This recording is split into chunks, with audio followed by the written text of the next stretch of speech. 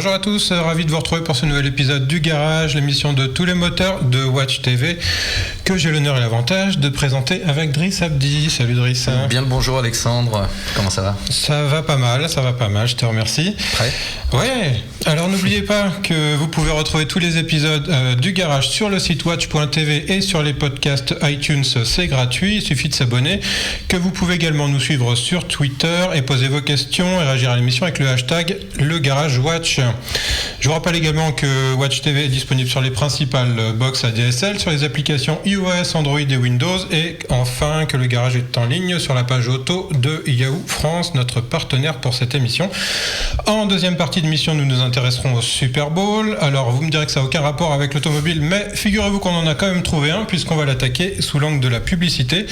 Le Super Bowl, c'est en effet chaque année autant la fête des annonceurs que celle du sport, du football américain, avec de petits bijoux, mais aussi des choses plus classiques bien sûr. Et pour en parler, nous accueillons Cécile Pinault, consultante en communication, sémiologue et éditrice du site unoeil-sur-la-pub.com. Bonjour Cécile. Bonjour. Merci d'être avec nous. Merci. En quelques mots, c'est quoi sémiologue ? Alors un sémiologue, c'est la sémiologie, c'est une discipline qui s'intéresse au sens. Alors surtout, là on va s'intéresser à la sémiologie de l'image, donc on s'intéresse au sens des images, comment le sens vient aux images et à quels imaginaires elles font appel. Très bien. Avant le Super Bowl, on va s'intéresser au salon des voitures anciennes, Rétromobile, qui s'est tenu à Paris en début de mois, et à la vente aux enchères qui a lieu en marge de l'événement avec de jolis records à la clé. Pour en parler et nous aider à comprendre un petit peu ce phénomène autour de l'automobile de collection, j'accueille François Alain, confrère, journaliste, éditeur et surtout spécialiste d'un tas de choses qui roulent, mais surtout de véhicules anciens. Les vieilleries. Voilà. On peut dire comme ça, allons-y. Alors les vieilleries, salut François. Rétromobile, c'est un phénomène, C'était la 40e édition cette année, et effectivement cette année ça a été une édition particulièrement marquante, puisqu'il y a eu une vente aux enchères qui a été surprenante de par le contenu, de par le résultat. Enfin, on en est tous baba. Bon, on va voir tout ça tout à l'heure. Entre-temps, on essayera aussi la toute nouvelle Mazda 2, mais avant ça, Driss, tu vas nous présenter notre tout premier invité. Oui, on va parler de ce que tu aimes, Alexandre. La moto. La moto, mais la moto d'un point de vue un peu plus sportif, pas la moto sur route. On va parler du championnat du monde de FMX avec Sébastien Billot. Bonjour Sébastien. Bonjour à vous tous et toutes. Donc Sébastien, le FMX, on en parle dans une seconde ? On en parle dans une seconde, on se retrouve tout de suite.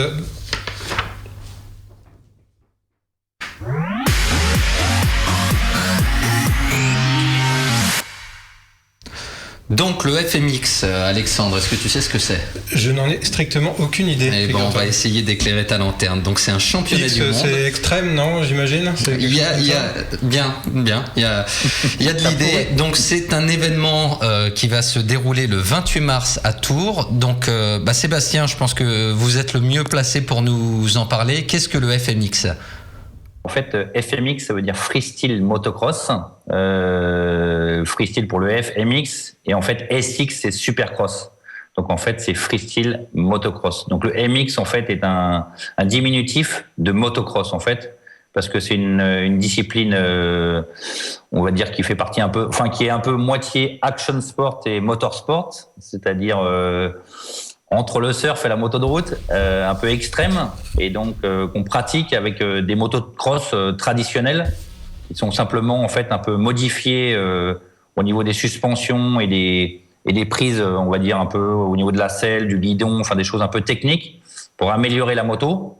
Et on va retrouver un championnat du monde à Tours, de très haut niveau, où vous allez voir des gens sauter sur des rampes. On va dire, si on peut expliquer un peu techniquement, c'est des sauts qui sont aux alentours de 22 mètres de long. C'est une prise d'élan avec une rampe qui fait 3 mètres de haut. Les pilotes vont atteindre entre 10 et 12 mètres de hauteur et atterrir, on va dire, 22, 23 mètres plus loin. Toute la difficulté n'est pas le saut, mais la figure. L'atterrissage, j'imagine, oui. Voilà, qui vont effectuer en fait à cette hauteur-là et à cette vitesse-là. Ça ressemble un peu au BMX, c'est-à-dire à ceux qui connaissent un peu pour le vélo, comme un vélo de cross, on disait à l'époque. Donc c'est un peu des figures de BMX, mais fait sur des motos voilà, 60-70 km/h pour la prise d'élan, 10-12 mètres de hauteur et 22-23 mètres de long. Ouais, ce qui explique les suspensions modifiées sur les motos, notamment au niveau de la réception, comme disait Alexandre. Alors, en fait, le FMX, c'est un vrai show. Hein, si on peut voir les images, c'est quelque chose de très, très impressionnant. Je ne sais pas si tu as déjà vu ça, Alexandre, à Paris. À Paris, non. Donc tu parles du Supercross, ce genre de choses. Voilà, au Palais Omnisport de Bercy, où on pouvait voir ce genre d'événement. Il y avait lieu à Lille, d'ailleurs, cette année. Donc voilà. Par exemple, exactement. Donc on peut le voir en fait il y en a dans le monde entier. On s'aperçoit aussi que que ça marche très très bien depuis 10 ans en fait. Donc ça va être à Mexico, à Madrid, au Costa Rica, comme vous dites en France, dans différents événements. Et là vous allez retrouver à Tours. En fait c'est bien parce que c'est un peu le haut du panier au niveau de la qualité des pilotes. Et donc ça vous permet de voir ce qui se fait de mieux en ce moment avec les Red Bull X-Fighter. C'est 2 grosses séries. Là-bas c'est le championnat du monde à Tours. Donc c'est le haut de la série, on va dire, ce qu'on appelle nous FIM, c'est-à-dire sous la Fédération internationale de moto, qui décerne un vrai titre de champion du monde de freestyle motocross. Donc, alors justement, on va dire le haut du panier. Alors justement, quelles sont les règles? Parce qu'il y a un championnat du monde, comment ça se passe? Comment on note? C'est un peu comme le patin à glace, en fonction des figures, de la difficulté. Comment ça se passe? Alors, en fait, pour la comparaison du patin à glace, c'est un peu le même genre, c'est-à-dire il y a un nombre de juges, 6-7 en fonction des épreuves, qui vont noter différentes choses, techniques et tout ça. Par contre, nous, on est quand même, je dis nous, c'est-à-dire toute la corporation, les athlètes, les mécaniques, chacun fait ce qu'il veut. Et le but du jeu, c'est quand même d'être correctement noté, c'est-à-dire qu'il n'y a pas trop de place à la chute, parce qu'elle est forcément très grave. Donc, on va pas dire que les premières notes, c'est un peu le fait de pas prendre des risques inutiles, mais de s'arrêter avant la limite de la chute. Donc de toute façon vous êtes mal noté si vous tombez, et comme si vous tombez vous faites très mal, je touche du bois, mais normalement il y a pas de chute. Donc on s'arrête juste avant la chute et les pilotes prennent les risques qu'ils veulent. Donc ils sont notés comme vous dites un peu comme au patin à glace. Donc on va noter la technique, la vivacité, l'innovation, si vous faites des nouvelles figures que les autres ne font pas. Et puis c'est un run environ de 90 secondes. Donc le pilote va faire 10-12 sauts par run en fait, quart de finale, demi-finale et finale. Et donc il va essayer d'innover au fur et à mesure de la soirée et de monter crescendo dans la qualité de ses figures en fait. Voilà. Alors il y a combien d'étapes, parce que c'est un championnat du monde, il y a combien d'étapes sur le FMX? 12. Pour ce championnat du monde là, il y en a 12, enfin il n'y en a qu'un.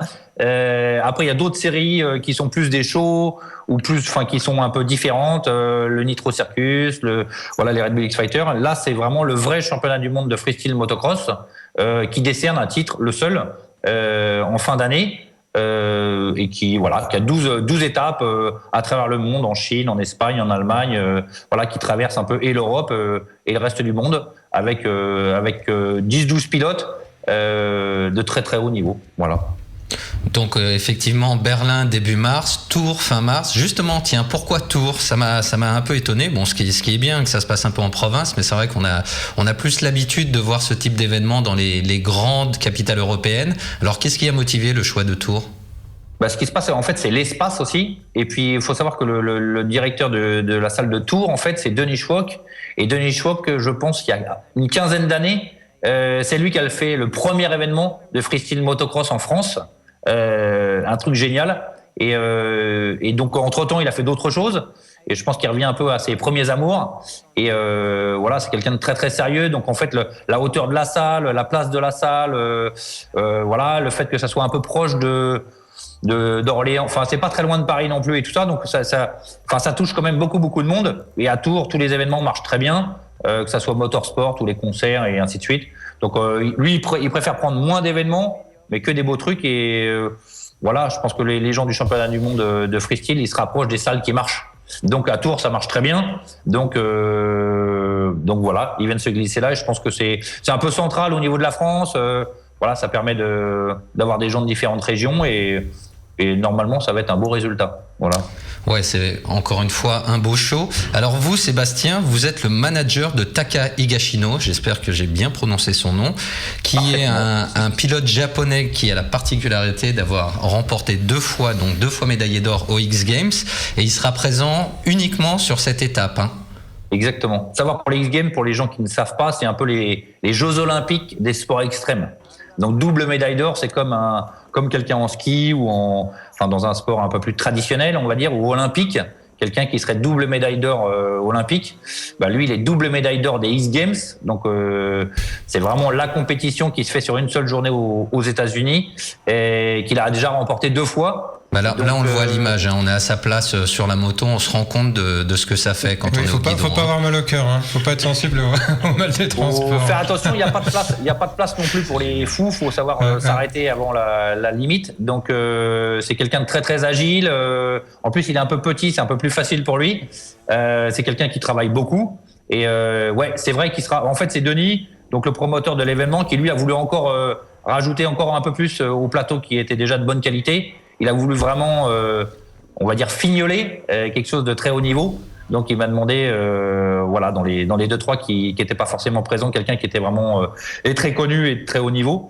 Et donc, il a signé Taka juste pour le stop à Tours, en plus du plateau déjà existant qui est déjà très bien, avec Danny Torres, Michael Miller, des gens qui roulent déjà très très bien. Alors on va le rappeler, le FMX, l'étape de Tours qui se déroulera le 28 mars. À 20h, c'est ouvert à tous, faut le savoir, et puis c'est abordable, c'est à partir de 39 €, et c'est un vrai show pour toute la famille, donc Alexandre. Ouais, on a vu les pom-pom girls, tout ça. Non, pourquoi pas. C'est convivial, et puis c'est de bonne qualité. Enfin, je pense qu'en ce moment, tous les événements, qu'ils soient sportifs ou comme vous disiez, automobiles, les rétromobiles et ainsi de suite, je pense que le prix est plutôt bas par rapport à la qualité de ce que vous allez voir. Donc, on dit en ce moment le prix juste dans l'événementiel. Je pense que là, vous avez un prix juste par rapport à ce que vous allez voir. Je crois qu'il y a déjà beaucoup de places vendues. Donc, voilà. Juste une toute dernière question. Ça dure combien de temps une soirée de 2h30 2h30. 2h30. 39 €, 2h30, ça va. C'est... Pour un show. Je vous dis, vous avez vraiment quelque chose de très haut niveau. Vous en aurez pour votre argent. Voilà. Super. Merci Sébastien. Puis on se donne donc rendez-vous le 28 mars à 20h à Tours. À Tours. Merci de m'avoir accueilli. Merci à vous. Bonne émission. Merci. On va changer de sujet. On va parler de voitures anciennes maintenant avec vous, François Alain. Donc ce salon rétromobile dont on a parlé dans l'introduction, ça se tient tous les ans à Paris. Ça rassemble des collectionneurs, des acheteurs, des vendeurs de pièces détachées, des produits dérivés liés à l'ancienne. Cette année, c'était donc du 4 février. C'était les 40 ans. C'était une édition marquante. En quoi elle était marquante? Alors déjà, c'est un record de fréquentation, je crois.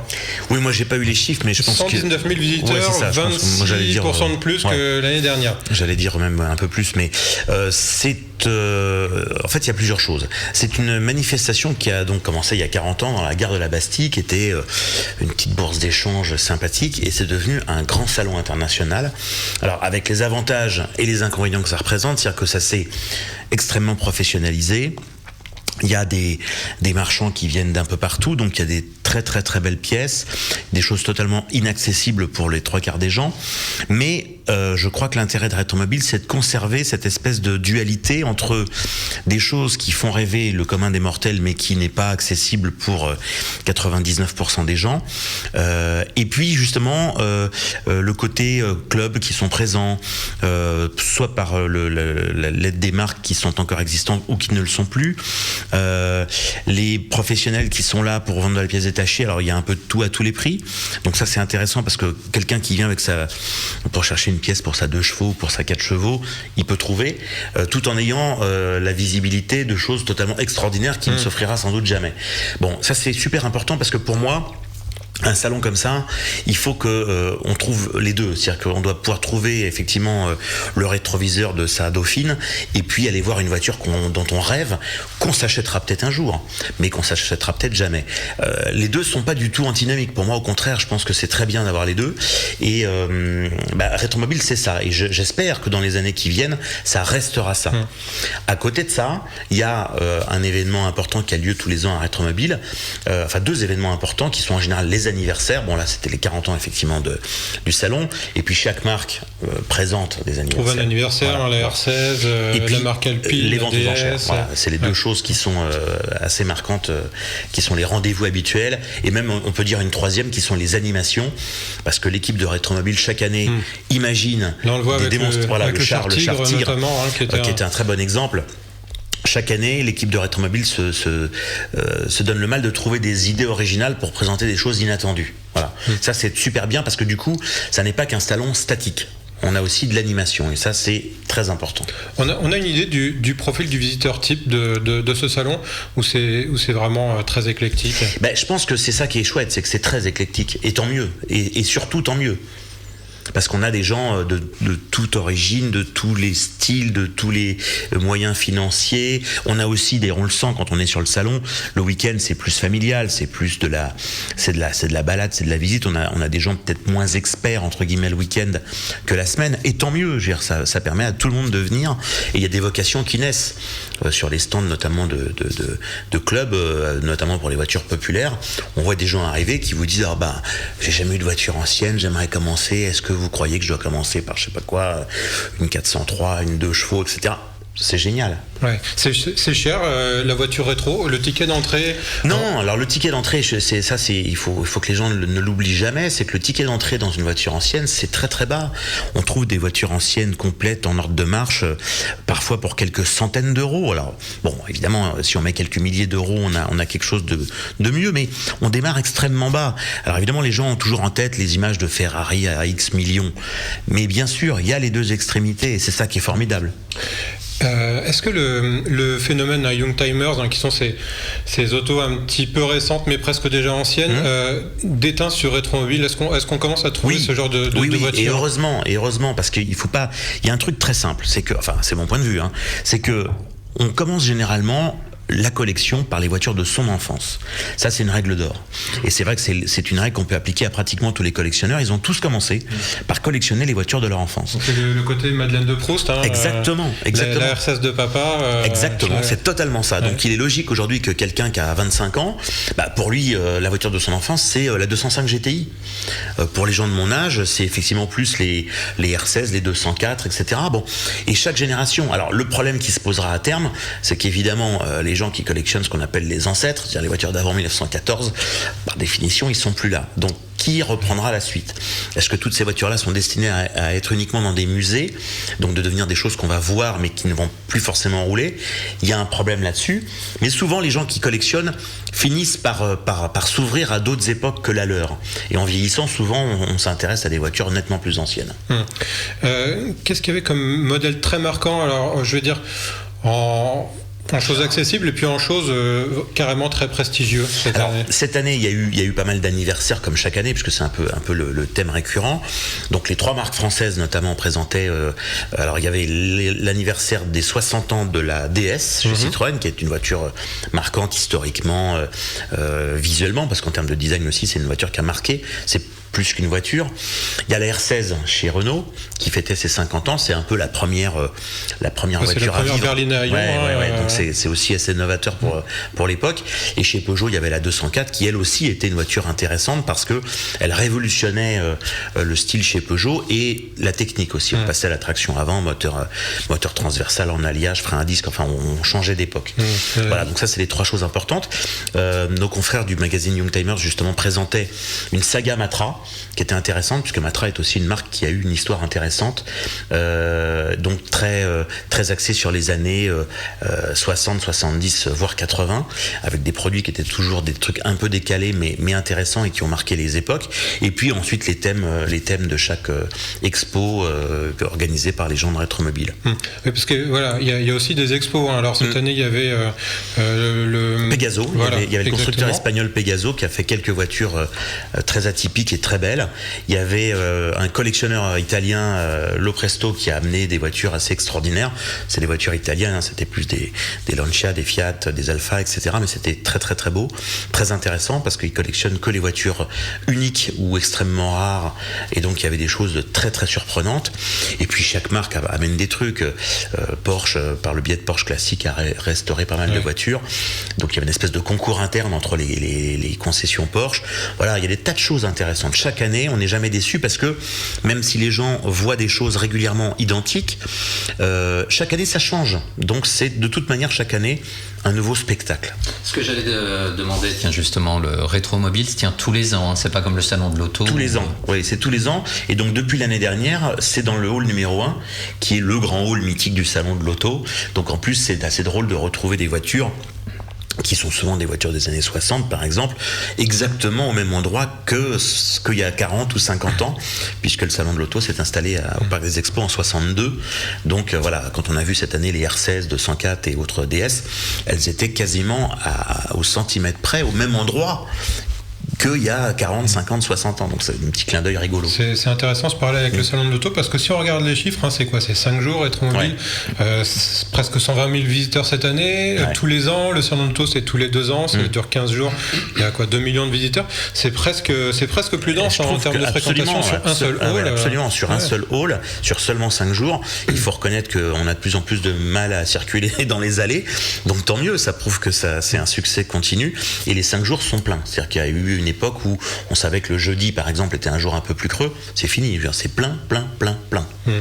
La voiture ancienne, Cécile Pinault, c'est quelque chose qui vous intéresse? Alors mon beau-père s'intéresse beaucoup aux voitures anciennes, et surtout, on en discutait tout à l'heure, aux 2 chevaux et aux Méhari.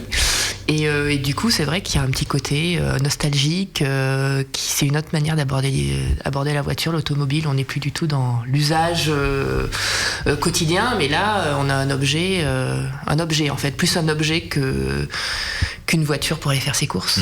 C'est un petit peu ce qui inquiète les collectionneurs, parce que toutes les restrictions qui nous tombent sur le coin de la figure en ce moment, on a un petit peu le sentiment que on ne pourra plus rouler avec ça. Voilà, on ne pourra plus rouler, mais surtout que les décideurs, entre guillemets, ne comprennent pas la différence entre une voiture de collection, qui est un objet, non pas pour aller d'un point A à un point B, justement, mais qui est un objet de plaisir, de loisir, dont on sert très peu. Le kilométrage moyen d'un collectionneur est assez faible.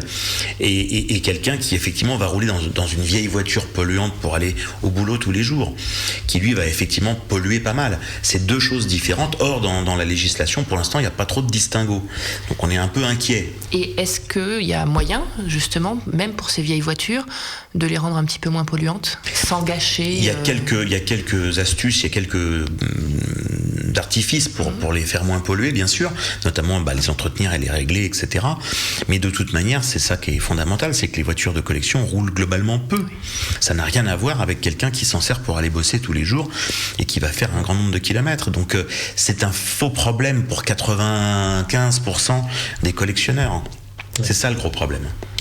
Est-ce qu'on a déjà des pistes sur le prochain Rétromobile, sur le thème des animations ou des collections ou des expos? Alors moi, je ne suis pas dans le secret des dieux là pour l'instant. Je sais qu'ils sont déjà, alors que le Rétromobile a fermé la semaine dernière, ils sont déjà sur la recherche de l'année prochaine. Donc il y aura les anniversaires qui correspondent à une année qui finit en 6.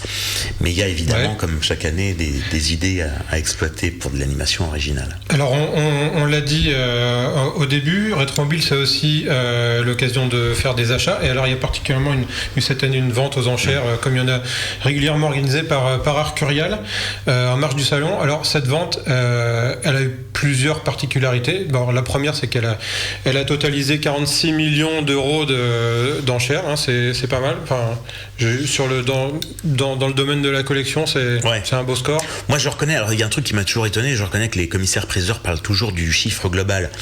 Pour moi, c'est pas très parlant. C'est-à-dire que le chiffre global, ça dépend du nombre de voitures, ça dépend du contenu, etc. Donc moi, je suis plus intéressé par le détail. Et il faut avouer que cette année, à Rétromobile, on a été extrêmement surpris parce qu'il y a eu une vente assez surprenante d'une collection qui s'appelle la collection Bayon. On va voir à l'image. Voilà. Alors cette collection, il faut expliquer un petit peu aux gens ce que c'est. Alors, c'est quelque chose, moi, quand j'ai entendu parler de ça la première fois, ça m'a fait presque tomber par terre.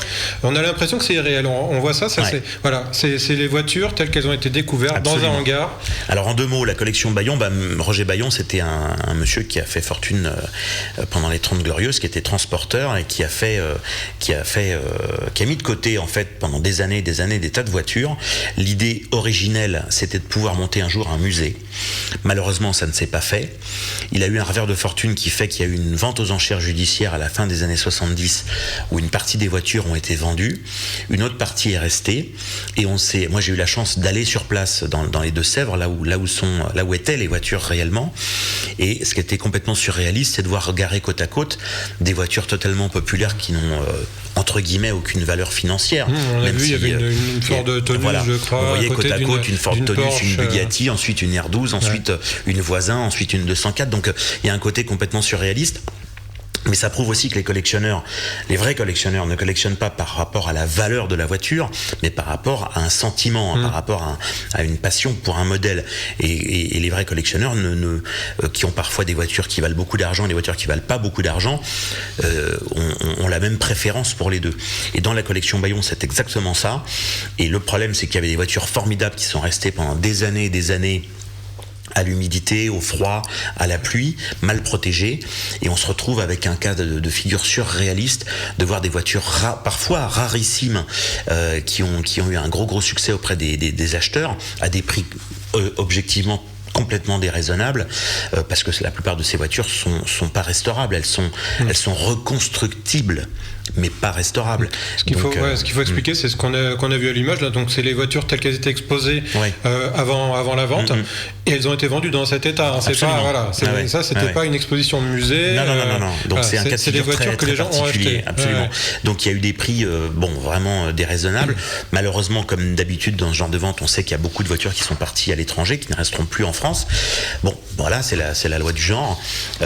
Maintenant, est-ce que certains collectionneurs, et c'est ce qui est pressenti, vont conserver au contraire certaines de ces voitures dans l'état tel quel, parce que ça a aussi une certaine forme de poésie quelque part, le côté sortie de grange, c'est vraisemblable. Donc il y aura d'un côté des voitures qui vont être reconstruites, donc une restauration archi poussée, et de l'autre côté des voitures qui au contraire vont être figées telles quelles. Je pense qu'il y aura les deux extrémités. Alors pendant cette vente, il y a eu un véhicule qui a battu tous les records. Oui. On l'a vu parmi les images. D'ailleurs, c'était un de ceux qui étaient les mieux conservés. Alors, comme quoi, il y avait quand même peut-être une certaine intuition que celle-là, il fallait la préserver plus que les autres. Je pense que le grand-père Bayon avait bien compris. Il y a effectivement deux voitures qui ont été mieux conservées que les autres, notamment cette fameuse Ferrari 250 GT châssis court qui a appartenu à Alain Delon. Donc évidemment, ça a aidé un peu aussi. Et cette voiture-là, elle a été cachée parce que quand il y a eu cette vente judiciaire, il a voulu préserver cette voiture-là, donc elle a été clairement planquée dans un bâtiment qui lui était protégé de tous les côtés. La voiture a été cachée sous des magazines pour pas qu'elle se retrouve, et c'est peut-être d'ailleurs les magazines qui ont absorbé l'humidité, ce qui est pas forcément stupide. Et au final, la voiture est à restaurer, mais elle est quand même dans un état correct, et elle a atteint le prix record de 14 millions, donc avec les frais, faut pas oublier que ça fait 16,3. Donc c'est une bagatelle, les frais c'est quand même c'était un petit détail, mais c'est une voiture qui a battu les records. Et on achète une histoire. Je pense que les gens qui achètent une voiture comme ça, elle a été achetée, c'était la voiture qui était au salon de l'auto, sur le stand Ferrari. Elle a été achetée par Gérard Blin, qui était un comédien, ensuite revendue à Alain Delon, ensuite revendue à Paul Bouveau, qui était le patron du style de chez Peugeot, ensuite revendue à un autre monsieur qui lui l'a revendue à monsieur Bayon. Donc elle a eu 5 propriétaires finalement. C'est une voiture en soi qui est formidablement jolie, qui est un mythe de l'automobile. Il n'y a eu que 50 exemplaires châssis court, châssis long, et c'est une très belle voiture, mais est-ce que 16 millions... Est-ce que ça vaut ça ? C'est ça ? C'est déraisonnable. Bien sûr que c'est déraisonnable. Mais je pense que là, sur une vente comme ça, on est dans le totalement déraisonnable, et on achète. Quand on regarde la voiture de près, il y a des choses surprenantes. Les petits rappels de clignotants sur le côté, c'est de la R16. Le pare-choc, qui n'est pas le pare-choc d'origine à l'avant, c'est un pare-choc de grande série. Donc, bien sûr qu'il y a des tas de choses à faire pour la remettre en état. Mais pareil, est-ce que l'acheteur va la remettre en état, ou au contraire, la laisser telle qu'elle ? Question. Est-ce que... Alors, cette collection elle a été donc oubliée dans un hangar. On se demande comment il est possible qu'on qu'on ait pu oublier autant de voitures. Il y en a beaucoup, d'après vous, des Bayon comme ça encore en sommeil dans les hangars des campagnes. Je pense qu'il reste en fait beaucoup de voitures anciennes un peu partout, qui ont été oubliées, qui ont été cachées, qui ont été dans des cas de figure similaires. Donc des ventes Bayon, il y en aura peut-être plus beaucoup parce que là il y avait quand même cette collection comportait une centaine de véhicules, dont d'ailleurs des camions aussi qui n'ont pas fait partie de la vente. C'est facile à cacher sans véhicule. Hein. Alors c'est un peu compliqué parce que là il se trouve que c'était dans une grande propriété avec quelques hangars, quelques trucs, mais c'est pas facile à cacher. Sans véhicule et des camions. Ouais, c'est pas évident. Donc les gens du coin savaient un peu qu'il y avait des voitures, mais ils savaient pas quoi, ils savaient pas le contenu. Ça en fait des magazines pour cacher les bagnoles. Ouais, absolument. Mais bon, c'est une belle histoire quelque part, même si effectivement moi j'ai eu la chance de rencontrer les enfants Bayon qui m'ont expliqué effectivement des choses moins amusantes. C'est que quand ils étaient petits par exemple, le papa et le grand-père ne voulaient pas trop que les petits copains d'école viennent dans la propriété parce qu'ils n'avaient pas trop envie que les gens du coin sachent qu'il y avait telle ou telle voiture. Donc c'est vrai que quand on est gamin, que son père et son grand-père collectionnent des voitures et que du coup on n'a pas le droit d'emmener les copains et les copines à la maison parce que faut pas montrer, bon, c'est pas forcément très très fun quoi. Voilà. Et là la vente représentait 25 millions d'euros quand même, la vente Bayon. Oui, sur les 46. Sachant qu'effectivement, il y avait quelques fleurons dans cette collection, mais que certaines voitures qu'on pensait voir partir à quelques milliers d'euros dans le meilleur des cas, sont partis pour beaucoup à plusieurs dizaines de milliers d'euros. Et objectivement, c'est déraisonnable. Mais c'est aussi l'émulation des enchères. Faut pas oublier que les enchères, c'est un endroit où on se laisse prendre au jeu et où certaines personnes ont sans doute dépensé beaucoup plus que ce qui s'était fixé. On veut montrer ses muscles. Voilà, il y a un petit côté. Surtout qu'on en parlait juste avant en antenne, avant de commencer l'émission. Juste après, il y a des véhicules qui sont vendus en état à peine plus cher que l'état de rouille. Faut parler clairement. Et puis il faut reconnaître aussi que un commissaire priseur, en l'occurrence Maître Poulain, c'est un showman. C'est pas un petit dernier. C'est un peu un comédien. Là il est talentueux quand même. Pour vendre des bouts de rouille avec des toiles d'araignée, il y a eu une mise en scène, il y a eu tout ce qu'il faut pour que ça se passe comme ça. Mais bravo, parce qu'il faut reconnaître que c'est génial. Alors, par contre, il y a un revers à la médaille, c'est qu'il ne faut pas non plus que les gens s'imaginent que la vieille 4 chevaux complètement rouillée qui est au fond du jardin depuis 30 ans vaut une fortune. Oui, ça c'est intéressant. Il faut peut-être rassurer les gens parce que là, ils vont avoir des surprises. Les primes à la casse, c'est terminé avec ça. On parlait aussi du phénomène un peu Young Timers. Il y a beaucoup de gens qui spéculent sur des épaves. On en voit sur Internet, sur les sites de vente aux non, faut être réaliste. Là, effectivement, il y avait des Talbot Lago à carrosserie Sauchic. Bon, c'est pas la dauphine du grand-père qui est au fond de la grange. Faut remettre les choses en place aussi, quoi. Merci François pour ces explications sur Rétromobile et Vente Bayon. Je précise que, alors François, vous êtes éditeur. Alors, il y a un bouquin que vous avez apporté et que je trouve bien dans l'actualité, puisqu'on parle pas mal de circulation à Paris en ce moment. Je crois si je le mets là, on peut peut-être le voir. C'est Périphérique mon amour. Voilà. Racontez-nous juste un petit peu la genèse de ce bouquin et ce dont il parle. C'est assez intéressant. On n'imagine pas que le périph' puisse avoir une histoire aussi riche. En fait. C'est essentiellement un bouquin de photographe. Ce qui est intéressant dans ce livre, c'est qu'effectivement, il est dans l'actualité, puisque au moment où on a sorti le bouquin, le périph' est passé de 80 à 70 km/h, ce qui nous a aidé un peu sur l'actualité du livre. En fait, le périphérique, vu par notamment une photographe, permet de se rendre compte qu'il a de multiples visages. Ce qui est intéressant, c'est qu'historiquement, c'est les anciennes fortifications, donc c'était un côté défensif de Paris qui s'est transformé en axe de circulation, et de circulation très très dense, puisque c'est le boulevard le plus fréquenté d'Europe. C'est assez extraordinaire, et que c'est un boulevard périphérique qui a été saturé quelques mois après son ouverture. Donc c'était déjà, on avait sous-estimé la taille qu'il fallait donner à ce lieu, et il était déjà saturé à peine ouvert. Donc voilà, il y a un côté assez poétique, assez surprenant sur un lieu qui peut ne pas paraître très passionnant quand on le prend tous les jours. Voilà, puis j'avais envie de montrer aussi celui-ci. Ça c'est une autre histoire, voilà, ça c'est encore autre chose. Et là on est dans le prestige, puis dans l'ultra rareté, dans la niche, et voilà, c'est pour ça que je voulais le montrer. Là c'est un peu l'opposé. La Monica, c'est une voiture des années 70 qui est pratiquement mornée. En fait, ça aurait pu être la dernière grande voiture de prestige française. Elle a été faite à très peu d'exemplaires, il y en a eu moins d'une trentaine, donc du coup celles qui survivent sont des grâles pour tous les fans. Et c'est une voiture extraordinaire, faite par une petite équipe dans le centre de la France. Et c'est très très passionnant. C'est une vraie histoire. Merci François. À très bientôt. Restez avec nous. Je reste avec vous. La suite m'intéresse. On se retrouve dans une minute. On va regarder l'essai de la semaine qui est celui de la Mazda 2 qu'on est allé réaliser en Espagne. C'était en début de semaine. L'essai Yahoo, c'est tout de suite.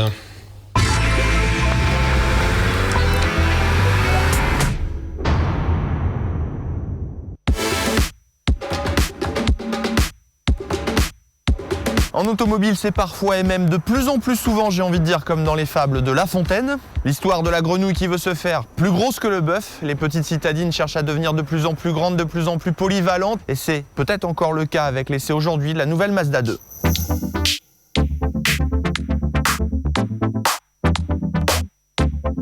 Pour son arrivée sur le marché, la nouvelle Mazda 2 crée la surprise avec son design extérieur. Préfigurée par le concept Azumi, cette Mazda 2 présente un visage inédit pour une citadine. Très inspirée par ses sœurs du segment supérieur comme la Mazda 3, elle étonne par ses proportions. Une calandre très verticale, un capot qui s'étire à n'en plus finir, son profil est définitivement atypique mais valorisant. Cette Mazda 2 paraît clairement plus grande qu'elle ne l'est. À l'intérieur, l'aspect général est moderne avec un écran tactile et de nombreux équipements. La Mazda 2 est également spacieuse, elle pourra accueillir 4 adultes et 280 litres de bagages.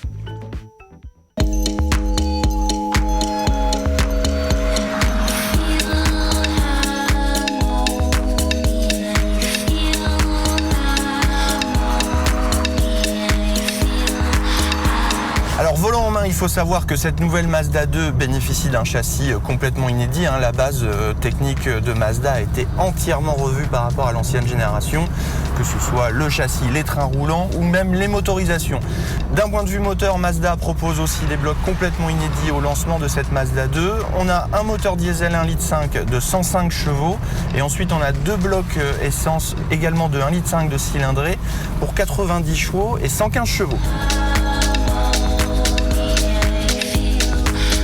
Et grâce à une conception légère de sa Mazda 2, puisque la voiture est quasi systématiquement en dessous des 1000 kg, la marque japonaise annonce des consommations extrêmement faibles pour ses moteurs.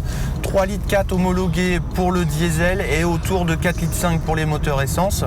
Et la bonne surprise, c'est qu'on a pu constater que ces consommations ne sont pas si fantaisistes comme malheureusement parfois on le constate avec d'autres. On a essayé le moteur 115 chevaux essence et puis notre consommation a oscillé entre 5 litres en consommation normale à 7,7 litres, mais attention dans des conditions très sportives et très particulières puisqu'on était en montagne. Donc voilà, on voit que ces moteurs sont réellement efficients.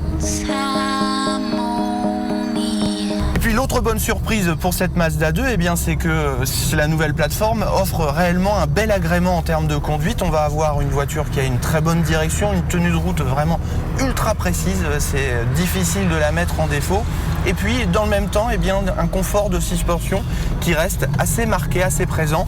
La voiture va très bien filtrer toutes les irrégularités au quotidien de la route et ça compte au moment de vraiment utiliser sa voiture.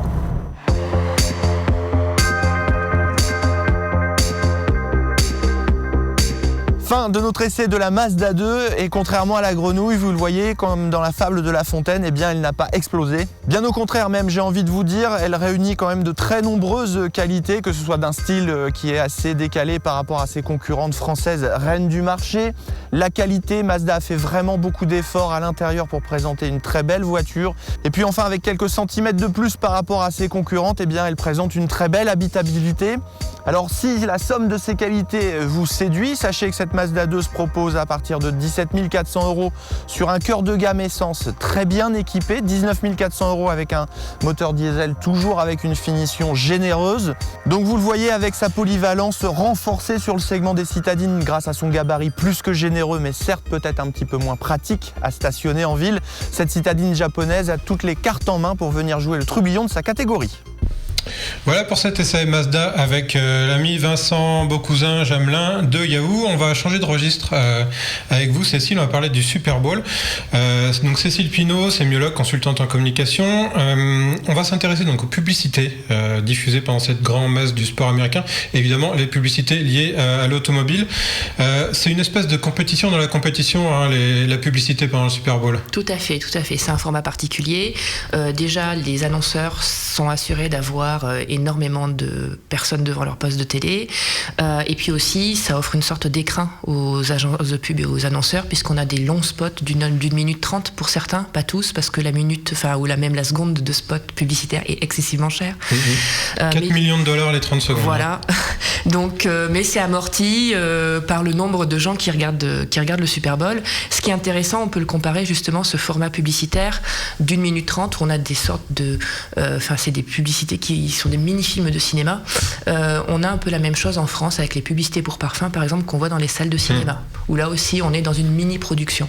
Alors, 126 spots, l'automobile, c'était 13 minutes, donc c'est la part la plus importante en termes de publicité diffusée. On ne va pas toutes les passer parce qu'on n'aurait pas le temps et qu'il faudrait 2 heures pour parler de chaque spot. On en a isolé quelques-uns pour ce qu'ils nous disent évidemment de la voiture telle qu'elle est perçue aux États-Unis et puis de la manière dont on les vend. On va commencer tout de suite avec 2 spots très différents sur la forme, mais qui disent des choses finalement assez semblables. D'abord Nissan, puis on reviendra et ensuite Jeep.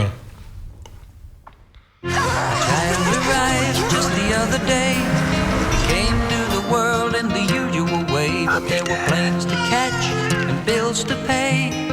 He learned to walk while I was away, and he was talking for I knew it.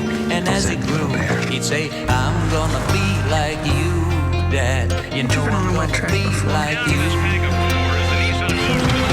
And the cat's in the cradle and the little boy, little man. When you come home, Dad, I don't know when, but we'll get together then. You know we'll have a good time then. I'll be disappointed as a result, but thankful I'm sure to walk away from this one.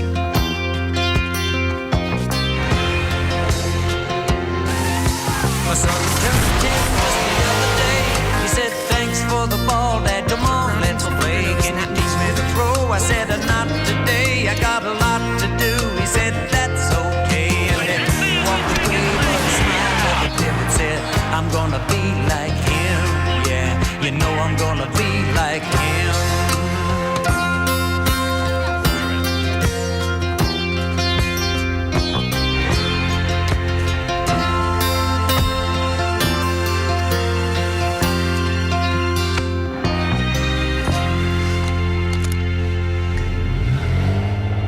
Voilà pour ce spot Nissan qui a aussi donné d'ailleurs l'occasion de montrer l'espèce de Godzilla qui est cette Nissan Nismo qu'on verra rouler aux 24 heures du Mans, hein, qui innove sur un tas de points, notamment avec un moteur à l'avant.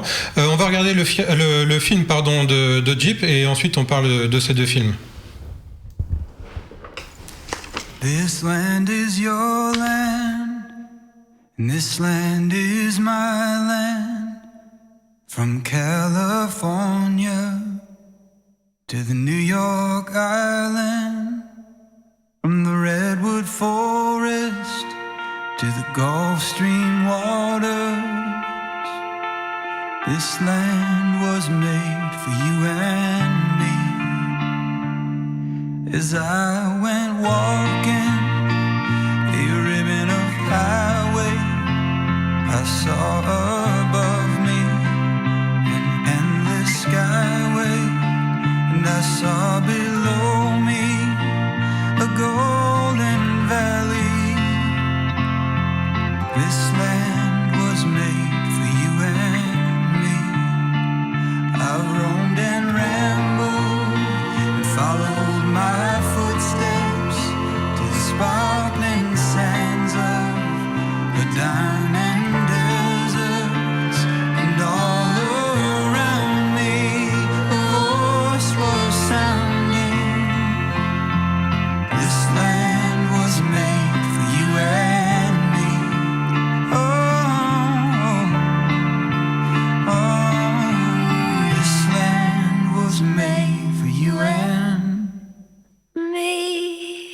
Voilà, le monde est un cadeau, joué responsablement. C'est très plein de bons sentiments, ces deux films, Oui, Cécile. tout à fait. Alors, c'est les bons sentiments américains qui sont mis en scène. Là, on voit justement, il y a énormément de choses à dire, on ne va pas tout dire ici, quoi. Mais déjà, on est aux États-Unis, la civilisation de la voiture, les grands espaces. Ils utilisent beaucoup plus la voiture que nous. C'est aussi la civilisation de la voiture à essence. Le diesel, on connaît peu aux États-Unis. Et de la consommation à outrance. Donc déjà, quand on nous vend une voiture dans des grands espaces comme le fait Jeep, on ne pense pas à une voiture qui respecterait la nature etc. Surtout, peut-être de notre point de vue en France, où typiquement l'activité 4x4 est aujourd'hui ultra réglementée, on peut le pratiquer qu'en terrain privé ou alors avec de rares autorisations. Là, c'est clairement pas le cas. Voilà. Après, ce qui est intéressant aussi, c'est que là, on voit qu'on a des petites histoires qu'on nous raconte. On est dans une mini-production cinématographique, quasiment. On nous raconte une histoire et le produit qui est quand même une voiture à vendre, passe complètement à la trappe. On les voit peu au final, les voitures. On nous raconte pas leur équipement, tout l'intérêt. Là, on est dans de l'image de marque uniquement. Et là, justement, avec Nissan, où on est plus sur l'image de marque d'une voiture qui fait de la course automobile. Renault pourrait jouer, par exemple, chez nous un petit peu aussi sur ce principe-là, ce qu'il fait peu, ou ce qu'il a fait auparavant, mais très peu. Là, on est vraiment dans l'image de marque. On nous vend un style de vie, on nous vend des bons sentiments, justement. Sur Jeep, on peut parler d'icône un peu. On voit très peu le produit. Vous disiez, on voit surtout la marque. On voit la marque, on voit des beaux paysages. On voit les États-Unis. On nous vend les États-Unis, on nous vend sa civilisation. Entre autres, oui. Alors Ça me donne envie de partir en vacances. Alors oui, mais justement, on nous vend quand même les États-Unis. Les États-Unis, c'est des grands espaces qui sont très différents, et on va au-delà. C'est-à-dire qu'on nous vend on nous vend pas le Japon au final. On voit des images du Japon, on a l'impression de voir un château en Écosse. On nous vend des grands espaces. Et les grands espaces, c'est les États-Unis, c'est les longues routes avec les numéros de route très mythiques qui traversent les États-Unis d'est en ouest. Donc on nous vend du voyage. Et quelque part, bien en arrière-plan, on peut se dire, si la voiture elle est capable d'aller jusqu'en Chine, elle sera capable de mener d'est en ouest aux États-Unis. Alors justement, le film qui suit est intéressant parce que c'est la Fiat 500X. On ne le sait pas forcément, mais c'est la cousine directe de cette Jeep Renegade. C'est la même plateforme. Il y a énormément de pièces communes, une trentaine de %. On l'a déjà montré dans l'émission la 500X. On va voir en quoi c'est très différent.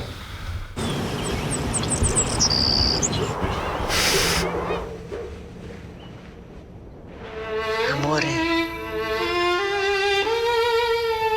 Subito.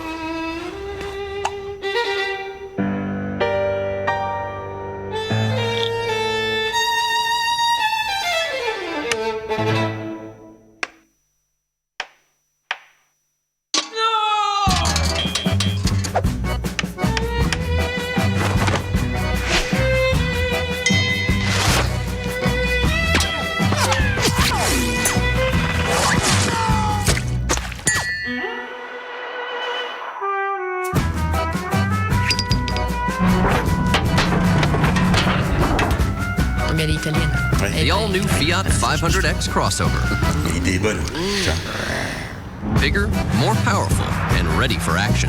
Voilà, alors la Fiat 500, ce qu'il faut savoir pour la petite histoire, c'est que ce film a fait un petit scandale aux États-Unis. Le puritanisme américain a eu du mal à l'encaisser, et ce film traverse l'Atlantique, puisque c'est le film officiel de publicité pour la 500X en France, qui est diffusé depuis quelques jours sur les écrans en format un peu raccourci. Alors voilà, là maintenant on est dans l'Italie typique. C'est la même voiture, mais c'est plus du tout la même communication. La même voiture, j'exagère un peu. Mais...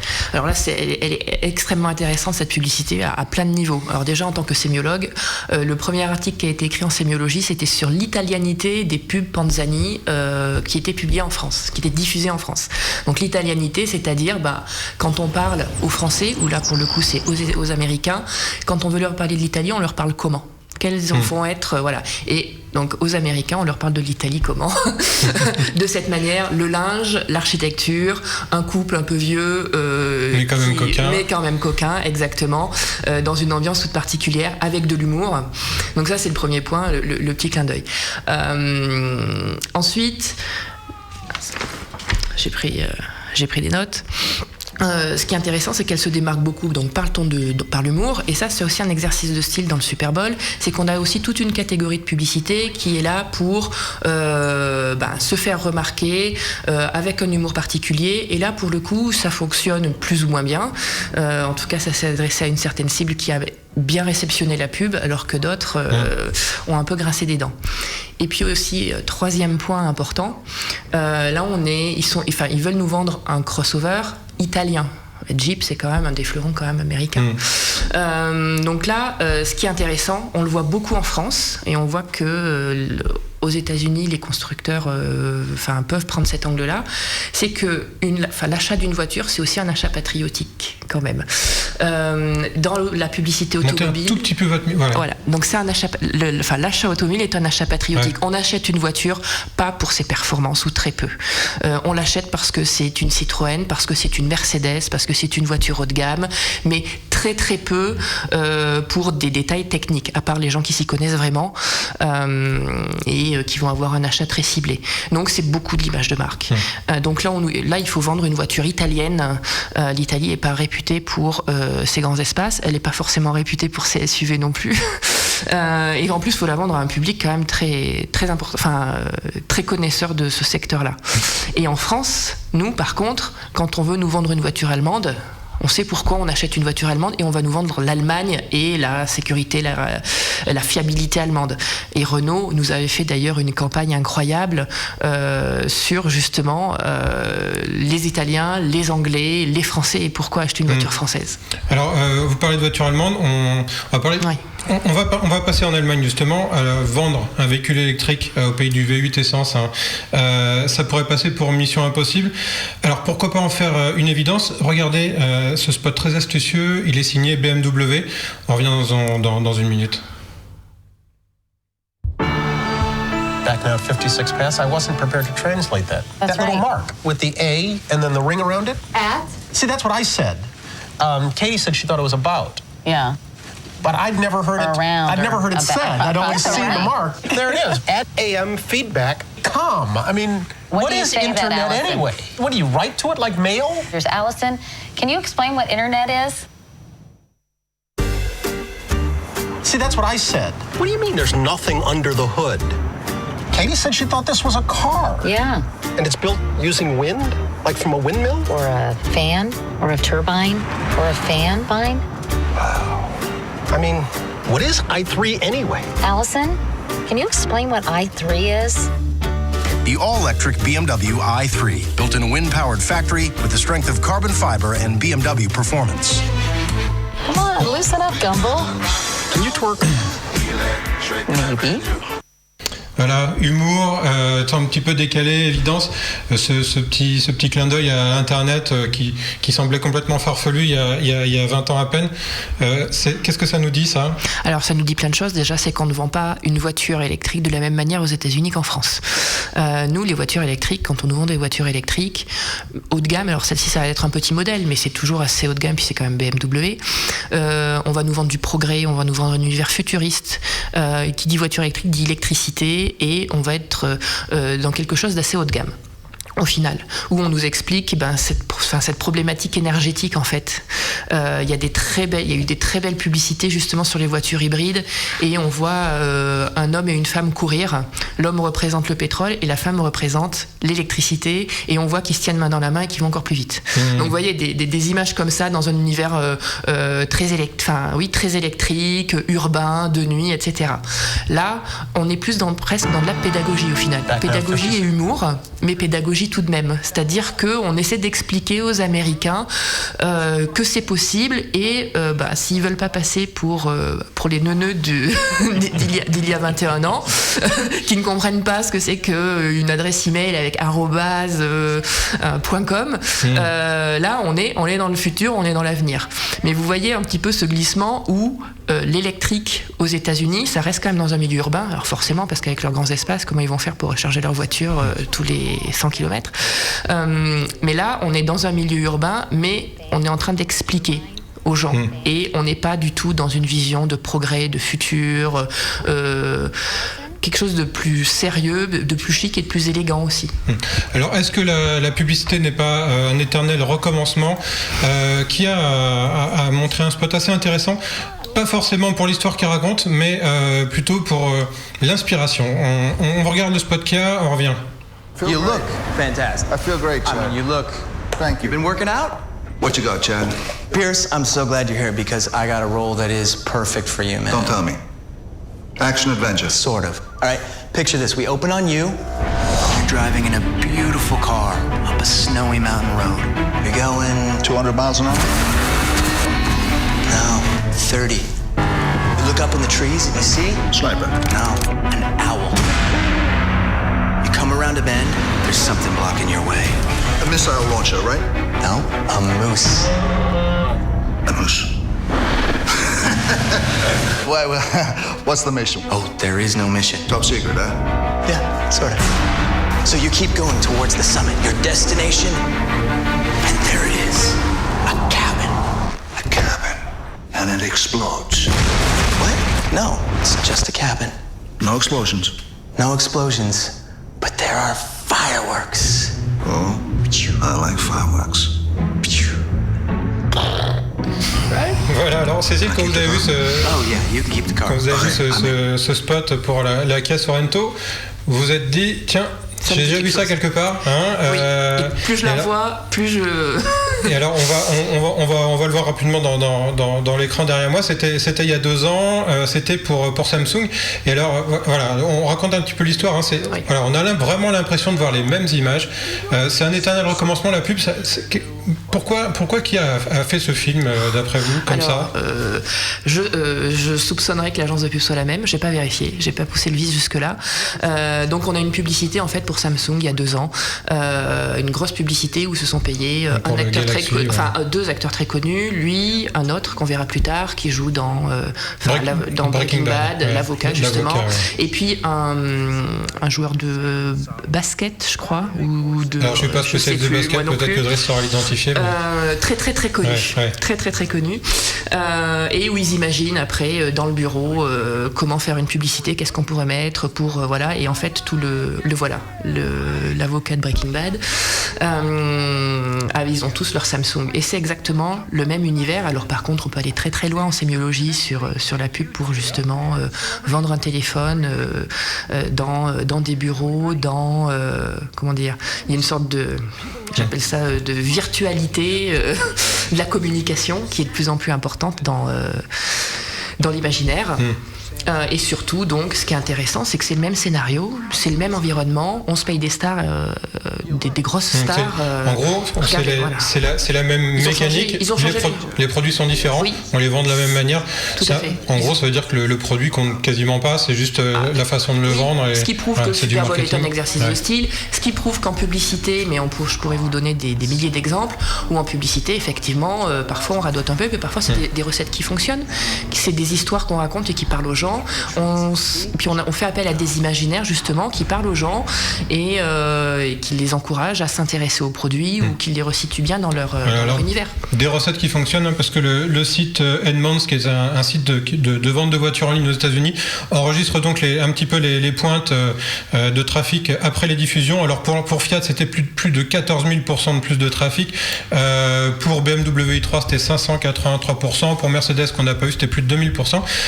Voilà. Ce sera le mot de la fin. Il me reste à vous remercier, Cécile Pinault, François Alain et puis Sébastien Billot qui est avec nous en début d'émission. Merci aussi à Benjamin en régie. Surtout merci à vous de nous avoir suivis. Driss, on se retrouve dans 15 jours. Dans 15 jours, à nouveau. Voilà, les programmes continuent sur Watch. Salut à tous. Merci encore. Bye.